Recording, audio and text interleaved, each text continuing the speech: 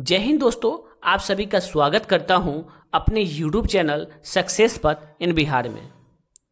दोस्तों, शिक्षा विभाग का बड़ा निर्णय लिया गया है जो बहुत ही अच्छा निर्णय है, जो दोस्तों सभी स्कूलों के लिए, सभी शिक्षकों के लिए, सभी अध्यापकों के लिए बहुत अच्छा निर्णय लिया गया है। दोस्तों, स्कूलों की समस्याओं की रिपोर्ट अब डिजिटल होगी।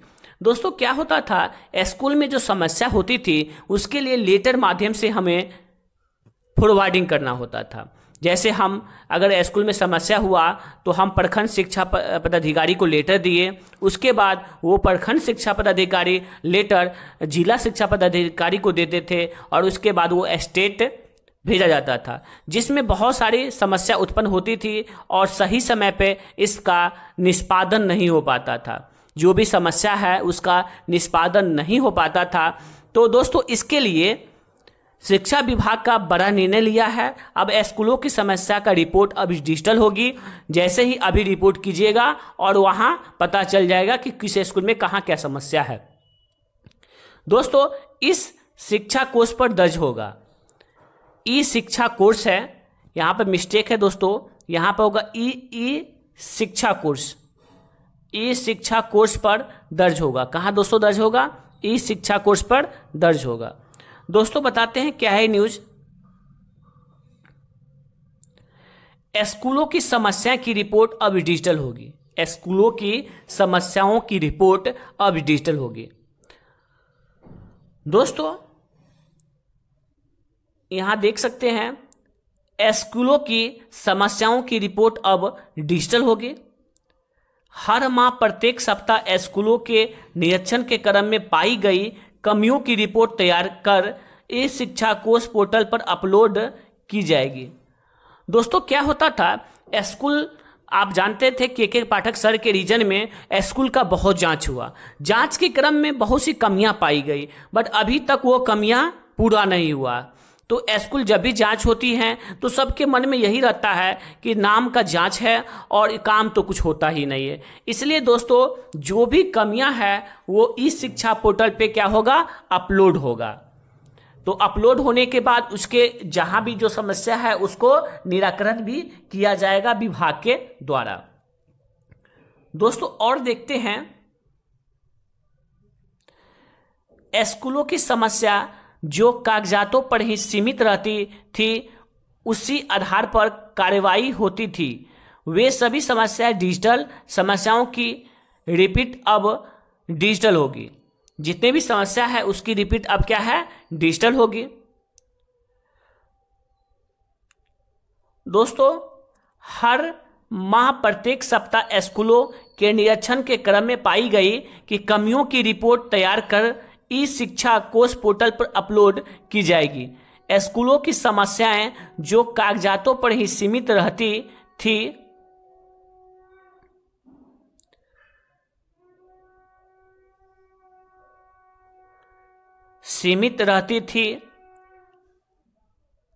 उसी आधार पर कार्रवाई होती थी, वे सभी समस्याएं डिजिटल करनी होगी। स्कूलों में छात्र क्या है दोस्तों, जमीन पर ही बैठते थे। बहुत सारे स्कूल ऐसा हैं, आपके घर मोहल्ले में भी स्कूल होंगे जो छात्र कहाँ बैठते हैं, जमीन पर बैठते हैं।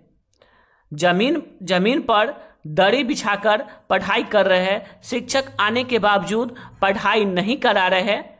देखिए दोस्तों, बहुत सारे ऐसे स्कूल हैं जहाँ पे आपको बच्चे को बेंच डेस्क नहीं है और वहाँ पे बच्चे दरी बिछा के, बोरा बिछाकर, कुछ ना कुछ बिछा के वहाँ पे बच्चे पढ़ रहे हैं। और ऐसे भी हैं, बहुत सारे शिक्षक आने के बावजूद, स्कूल जाने के बावजूद भी पढ़ाई नहीं करा रहे हैं। तो वैसे शिक्षक पर भी कार्रवाई होगा। बैठने की व्यवस्था समुचित है या नहीं, स्कूलों में बिजली की आपूर्ति है या नहीं। दोस्तों, ये सब बहुत ही इंपॉर्टेंट है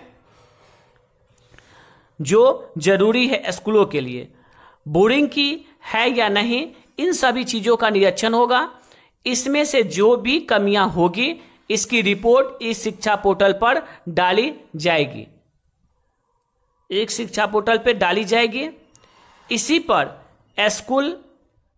स्कूलों में मूलभूत सुविधाओं की जो कमियां हैं उसे दूर किया जाएगा। जो भी दोस्तों मूलभूत कमियां हैं उसे दूर किया जाएगा।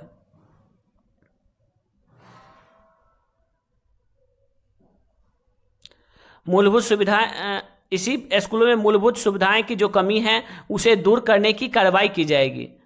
दोस्तों ये स्कूलों के लिए, बच्चे के, सबसे ज़्यादा बच्चे के लिए और हमारे समाज के लिए बेहतर निर्णय बिहार शिक्षा विभाग द्वारा लिया गया है।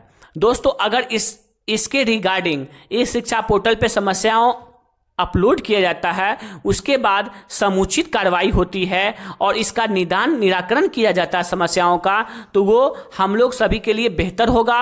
और स्कूल में जो भी शिक्षक आते हैं और पढ़ाते नहीं हैं उस पर भी कार्रवाई किया जाना चाहिए। दोस्तों आपको सरकार सैलरी देती है, सही समय पे सैलरी देती है, तो आप स्कूल जाते हैं तो एक समाज को डेवलप करने का आपको मौका है और आप अच्छा डेवलप कर सकते हैं बच्चे को। वही बच्चे आगे चलकर IAS IPS और बड़े अधिकारी या कुछ भी बन सकते हैं।